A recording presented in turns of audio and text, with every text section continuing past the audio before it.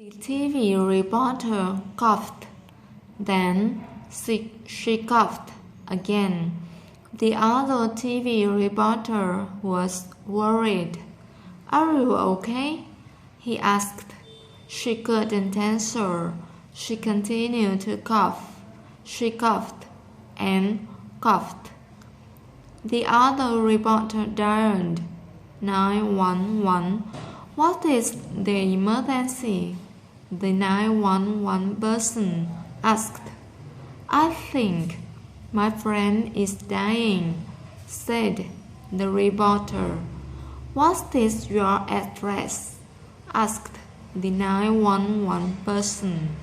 "We are at 123 West Hill Street," said the reporter. "Someone will be right there," said the 911 person. But then the woman stopped coughing. She said she was fine. She said thanks to the other reporter. He said, "You're welcome."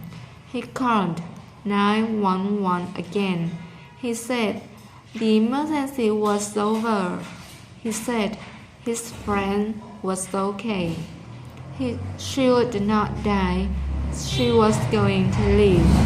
The 911 person was glad to hear that.